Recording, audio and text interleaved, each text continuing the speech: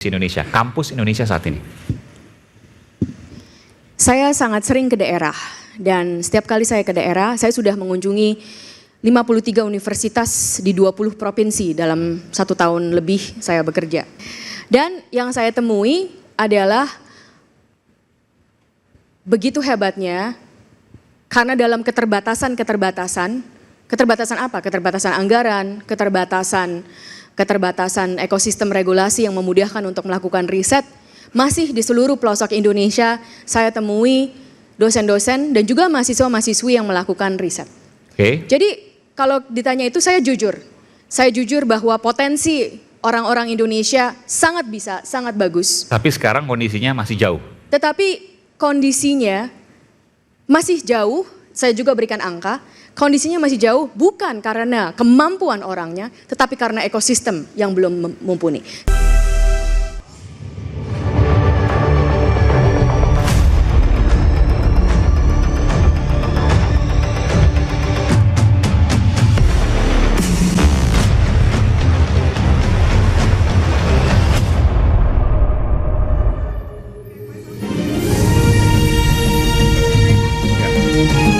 Disiarkan dari Universitas Tarumanagara.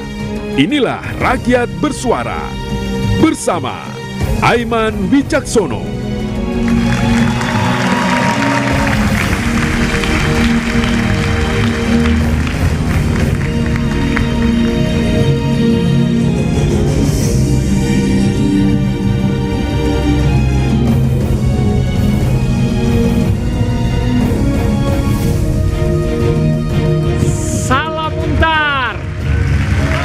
Mana suara? Salam Untar. Salam Untar. Halo. Tangganya panjang banget. Sama seperti mau lulus dari Untar susah. Betul nggak? Enggak susah ya. Ada yang 3,5 tahun di sini lulus nanti? Oh amin. Oke. Kakak kelasnya banyak yang 3,5 tahun? Waduh. Kalau di zaman saya dulu 3,5 tahun itu kecerdasannya seperti narasumber saya nanti. Siapa dia? Kita panggilkan yang pertama, Wakil Menteri Pendidikan Tinggi Sains dan Teknologi, Profesor Stella Christy.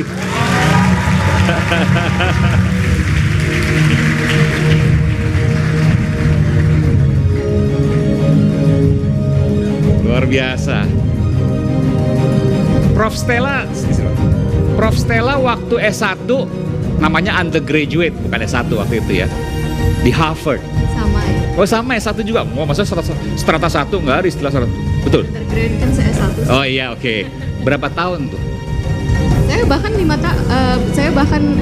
tahun. Zaman dulu waktu itu? Bukan begitu, saya diberikan kesempatan untuk sebenarnya saya bisa selesai 3 tahun karena waktu SMA sudah ada dapat advanced placement ya. Tapi saya nggak mau ke 3 tahun. Kenapa saya mau cepat-cepat lulus kuliah?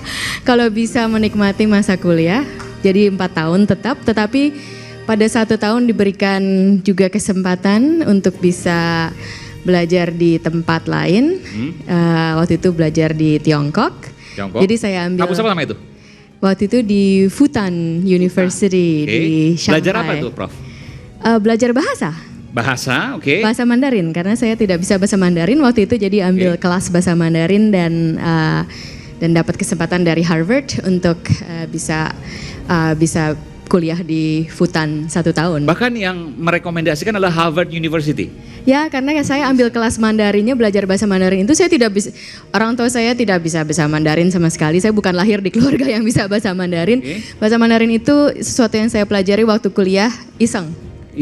Ya. Dan akhirnya sekarang luar biasa. Boleh dong? Di sini kayaknya banyak yang bisa bahasa Mandarin dari Untar ya. Boleh nggak? Sapa, Prof. Tajahal, Syauhal. Ya. Siapa yang bisa jawab? Siapa yang bisa jawab? Siapa? Ayo, boleh. Mana? Oh, nggak ada yang berani, Coba, harus berani pakai bahasa Mandarin, Prof. Oke, ayo, oke. Di sini boleh. Geser dikit. Prof, boleh berkomunikasi dengan bahasa Mandarin, Prof? Halo, Prof Stella. Ni hao. Apa yang ingin Prof sampaikan? Mau bertanya boleh, pakai bahasa Mandarin. Nanti saya terjemahkan dalam hati. 希望你来到温大会有很开心的一块。谢谢，这个不是第一次来温达，呀是第二次来温达，谢希望有谢，第三次。非常感谢。 Oke, 谢 Jadi 谢。 diskonnya berapa?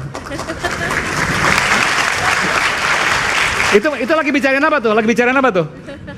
Jangan-jangan lagi ngomongin saya nih. Lagi ngomongin apa, Prof? Tadi, Prof? Tadi semoga datang ke Untar dan bisa senang di sini di Untar. Selalu saya jawab, ini bukan pertama kalinya saya ke Untar, saya ini udah yang kedua kali. Oh, luar biasa. Kita beri tepuk tangan untuk Prof. Stella Christy. Oke, silakan, Prof. Selanjutnya saya akan panggilkan, ini juga profesor nih, banyak profesor sekarang. Pakar ekonomi politik Bung Iksanuddin Nursi. Luar biasa.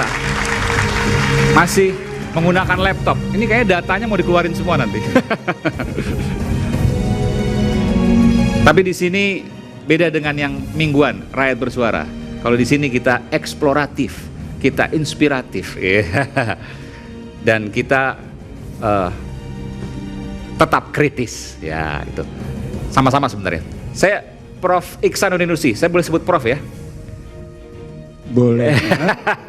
Oke. Enggak, karena saya tidak sibuk dengan urusan gelar. Oh, tidak sibuk dengan oke, baik. Tapi saya sebut Prof lah, karena untuk mencapai gelar profesor itu sekarang susah, benar nggak sih? Enggak juga. Enggak juga. Beli aja, banyak yang juga. beli kok. Hah? Banyak yang beli. Banyak yang beli? Banyak. Serius? Serius. Banyak yang beli? Banyak. Berapa harganya tuh? Iya, ada yang bisa bergelar 2 miliar. 2 miliar? Iya. Satu profesor? Ya, ada yang bisa bergelar juga 1,5. Ini Wamendikti Sains Tech loh, Sains dan Teknologi. Jadi nanti benar nggak kita tanyain ya, profesor bisa beli?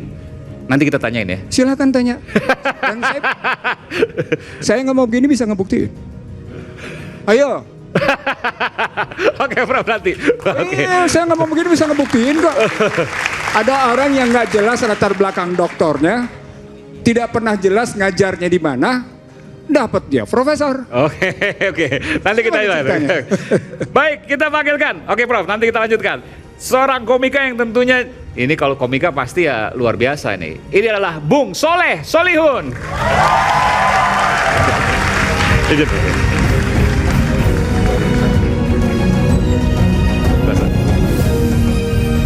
Bung Soleh. Ya, Oke. saya kuliah 7 tahun.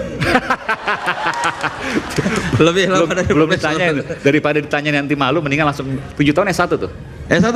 Orang udah S1, S2, S3 tuh 7 tahun tuh. UMPTN tuh susah. Oke. Tidak semua orang bisa lolos kampus negeri. Jadi saya memanfaatkan dengan baik kesempatan itu. Dan Menikmati. saya suka sekali kehidupan kampus. Jadi saya Dulu di Bandung ya? Di Bandung. Sampai habis jatahnya. Sampai, Iya. tinggal nunggu jurang, Ya, udah dimarahin orang tua bertahun-tahun. drop out. Tapi Enggak dong, lulus. Enggak maksudnya kalau nunggu 7 tahun nunggu jurang kan tuh. Iya, udah Depan ada tipis. jurang. Tipis-tipis. Untung aja. Sekarang berapa tahun nih? Berapa tahun Prof sekarang maksimal kuliah? Masing-masing universitasnya, Beda bukan kita yang kebijakannya. ngatur. Oke. Di sini rata-rata berapa tahun? 3,5. Wah, 3,5 tuh. Buat apa lulus buru-buru? Tapi saya mah murah Setuju. dulu. Dulu 1 semester di Unpad saya masuk 97 itu cuma 225.000. Bensin waktu itu setelah Krismon 2.000. Oke. Ya, 2000. jadi masih relatif murah walaupun Nah. orang tua saya marah-marah. Iya, dulu 7 tahun Prof, bayar kuliah berapa? Iya 225.000. 225.000. Di sini sekarang berapa? Itu mau pulsa doang kali sebulan. Oke, Solihun. Selanjutnya kita panggilkan, ya, konten kreator muda yang juga ini menjaga pemikiran tradisi kritis. Ia adalah Bung Fatian Puja Kesuma, putra Jawa keturunan Sumatera nih kayaknya. Bung Fatian, apa kabar?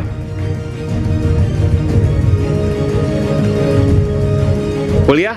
Alhamdulillah. 4 tahun, 5 tahun, tahun dong. 4 tahun, luar biasa. Lulus tahun? Lulus tahun 2018. Dari kotanya? UGM, oke UGM. Jangan tanya. jangan. Oke, kok langsung? Dari tarikan nafasnya saya tahu mau nanya. Oh enggak kok, enggak. Kenapa emang kenapa? Enggak apa-apa. Enggak apa-apa, oke. Nanti ditarik lagi loh ijazahnya. Aduh, jangan. Oh enggak ya? Enggak bisa ditarik. Oke. Bung Fatian, 4 tahun kuliah, dan itu adalah hal yang luar biasa sekarang? Enggak juga, karena banyak semuanya. Banyak yang 4 tahun. Betul. Oke. Ini maksudnya dari segi apa? Biaya atau durasi? Durasi. Oh, ya 4 tahun untuk teknik. So-so ya. Oke lah, so-so. Oke. Teknik loh. Sini ada teknik nggak?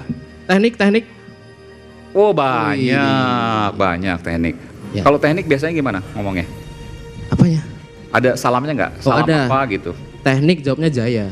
Jaya. Oke coba teknik Jaya. Teknik. Oh banyak soalnya. Lagi satu lagi. Teknik. Untar. Oke, lagi. Untar.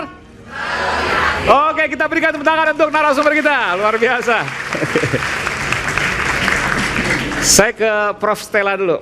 Prof. Stella, bagaimana Anda melihat pendidikan Indonesia saat ini? Boleh pendidikan, ya kalau pendidikan dasar menengah oke lah ya. Pendidikan tinggi dan manfaatnya kemudian atau proyeksinya untuk bangsa. Kondisi dari pendidikan kita, pendidikan tinggi, dan bagaimana kemudian bayangan Prof. Stella Indonesia ke depan. Ya. Mungkin saya langsung tanya ke penonton. Boleh. Kalau menurut kalian pendidikan tinggi itu tugas utamanya apa? Apa yang harus dilakukan pendidikan? Nah lo, siapa Prof? Tunjuk aja Prof. Saya dukung Prof. Siapa Prof? Nggak bisa lihat saya, tapi Boleh. silakan. Ya. Mau mahasiswanya, mau dosennya. Atau Bu Wakil Rektor deh, nunjuk yang mana yang paling Harusnya oke. pendidikan tinggi itu mengeluarkan apa? Jangan, Apa ya? jangan dijawab dulu Prof. Jangan dulu Prof. Coba. Oke, siapa? Tunjuk tangan. Gak ada yang berani Prof. Ayo Untar nih. Masa gak ada yang berani? Ah luar biasa. Itu coba tolong dikasih mic ya. Diperkenalkan dulu. Mbak, namanya siapa, jurusan apa, semester berapa? Oke, silakan. Halo semuanya, perkenalkan namaku Hana dari Fakultas Hukum tahun 2025. Oke, mana Fakultas Hukum? Fakultas Hukum mana? Cuma sendirian kamu? Wah luar biasa lo sendirian, berani banget nih. Oke. Kalau menurutku, universitas itu tuh tugasnya untuk mengasah kemampuan mahasiswa-mahasiswa untuk di dunia kerja. Supaya waktu di dunia kerja tuh mahasiswa udah memiliki dasar dan bisa berkembang lebih baik untuk maju negara. Oke, jadi tujuannya adalah untuk mengasah agar memberikan kemanfaatan untuk negara. Betul. Oke, kita berikan tepuk tangan dulu. Prof, silakan. Saya pertajam ya. Kalau kita hanya mengasah kemampuan untuk bekerja, tapi kita pekerjaan itu selalu berubah-ubah. Nanti kalau apa yang diasah untuk kemampuan bekerja, tetapi pekerjaannya sudah berubah. Nah ini berarti tidak akan bisa dipakai. Disrupsi. Ya. Ini kita nggak tahu nih ke depan nih, jurusan A Betul. masih relevan nggak? Betul. Jurusan B masih bisa dipakai nggak nanti? Itu dia. Jadi saya akan pertajam. Sebenarnya bukan itu yang harus jadi tujuan utama. Yang jadi tujuan utama adalah menghasilkan orang-orang yang mampu melahirkan inovasi. Inovasi. Betul. Oke. Kenapa inovasi? Dan kenapa, tapi belakangnya betul, bermanfaat untuk negara. Negara sangat perlu, bahkan saya akan memberikan pernyataan. Negara tidak mungkin bisa maju pertumbuhan ekonominya kalau tanpa adanya inovasi. Ini bukan kata saya, ini adalah bisa dicek teori ekonomi yang sudah terbukti. Salah satunya yang paling terkenal adalah dari Paul Romer.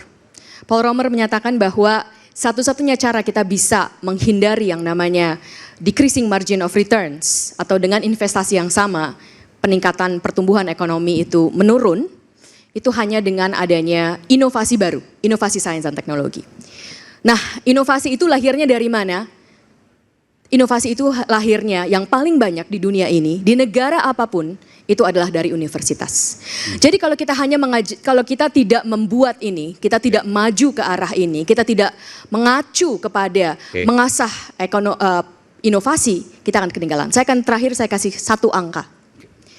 Coba tebak, berapa perekonomian, berapa uang, perputaran uang yang dihasilkan oleh Stanford University dalam 1 tahun oleh alumni dan dosen-dosennya. Ada yang mau tebak? Maksudnya perputaran uang setelah dia lulus atau di dalam kampus atau seperti apa? Semuanya, setelah dia lulus dan juga oleh dosen-dosennya. Oh. Dari perusahaan-perusahaan yang mereka buat, dari segala sesuatu yang mereka buat itu menghasilkan perputaran Termasuk uang. alumninya? Termasuk alumninya, tapi dalam 1 tahun. Dalam 1 tahun. Berapa? Ada yang mau tebak? Kalau dirupiahkan, boleh rupiahkan lah ya? Boleh. Oke. Berapa? Masih pada kaget semua. 2.000 triliun ada disebut. APBN kita lah 3.000 triliun. 44 kuadriliun rupiah. Wow.